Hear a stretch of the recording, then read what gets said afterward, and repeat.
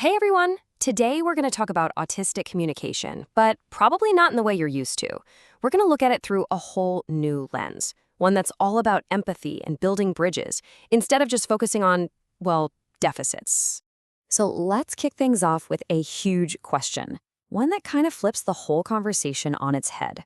What if all of these communication challenges we hear about, what if they aren't just a one-way street? What if it's actually a mutual misunderstanding? Stick with me because the answer to this could honestly change how you see everything. All right, to really get what that mutual misunderstanding means, we've got to step back and look at the social world from the autistic perspective. So let's start with the basics, what we mean by autism, and then we'll get into a really common and totally exhausting coping strategy. So, autism spectrum disorder, or ASD. The key word there is spectrum. It's not this one single thing, right? It's more like a huge, diverse landscape of different ways of being. We're talking about differences in how people communicate, how they experience the world around them, and how they process all that sensory input. Okay, now imagine this.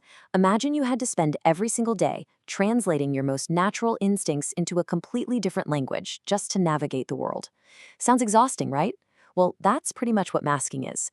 It's the strategy, sometimes conscious, sometimes not, that some autistic folks use to appear non-autistic, all in an effort to fit in and just get through the day. So what does that actually look like? Well, it could be forcing yourself to make eye contact, even when it feels super intense or just plain uncomfortable. Or it might mean holding back those natural, repetitive movements. You've probably heard it called stimming, that actually help you feel calm. It can even mean scripting out conversations in your head beforehand. It's like being on stage 24/7. And the toll it takes is just immense. Listen to this quote from Rosie Weldon. It really hits home. "It is taking almost all of my mental energy to just stay in absolute control." Wow, I mean, that's not just adapting. That is a deeply exhausting act of constantly suppressing who you are.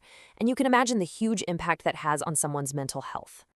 So, we've got this picture of incredible pressure to conform. But what if the problem isn't a social deficit in the autistic person at all? What if we've been looking at this all wrong? The next idea we're going to talk about, it basically flips the entire script. Yeah, get ready for this. It's a theory that completely changes the game when it comes to understanding these communication gaps.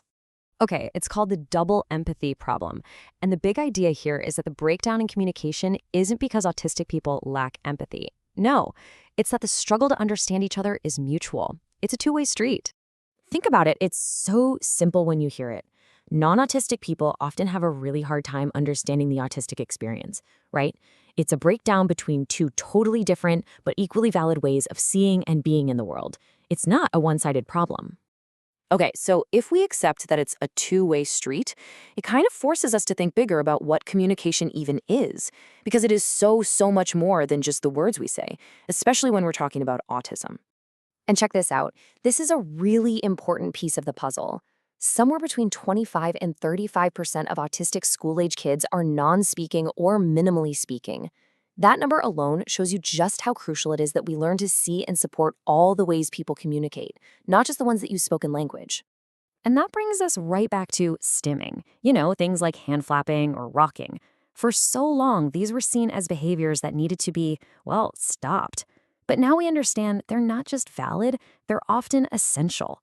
It's a tool for self-regulation, a way to handle feeling overwhelmed, or even a way to express pure joy. It's communication. So, knowing all this, what do we do with it? How do we take these ideas and actually put them into practice? How can we be better allies, better friends, better communication partners? Let's get into what building those bridges actually looks like. Honestly, we're at a huge turning point here. We are finally starting to move away from these old, outdated methods that were all about making people conform. Now, the focus is shifting to strategies that affirm who a person is. The goal is absolutely not to make an autistic person act less autistic. So let's be super clear about what we need to stop doing. Things like telling someone to stop stimming, or encouraging masking to fit in better, or even discouraging autistic ways of playing, like lining up toys or connecting with people, like sharing everything you know about a topic you love. All those things just send one message, that your natural way of being is wrong. And it's not. So what should we do instead? We should be embracing strategies that are all about authenticity. That means encouraging stimming if it helps someone regulate. It means embracing all the different ways people play and connect. It's really just about respecting people for exactly who they are. All right, let's zoom out for a second. What does this all add up to? What does it mean for our schools, our jobs, our communities? It means we have to start thinking about how to create worlds that are truly neuro-inclusive. And if there's one thing you take away from all this, let it be this. The fact that so much energy is spent on masking is a giant blinking sign that the problem isn't the person, it's the environment. Real support isn't about fixing someone, it's about changing our environments, our attitudes, and our expectations to actually welcome and include everyone. So how do we do that? Here's a simple 3-step way to think about it. 1. Accommodate the environment. Make it less overwhelming, more sensory friendly. 2. Focus on self-advocacy skills. Help people get comfortable communicating what they need. And 3. Help with self-understanding. Let's talk about autism in a positive way that focuses on strengths. And that brings us full circle, right back to a question for you. Knowing what we know now, that communication is a two-way street, how can you start building more of those bridges in your own life? What's one small thing you can do today to be a better, more empathetic communication partner?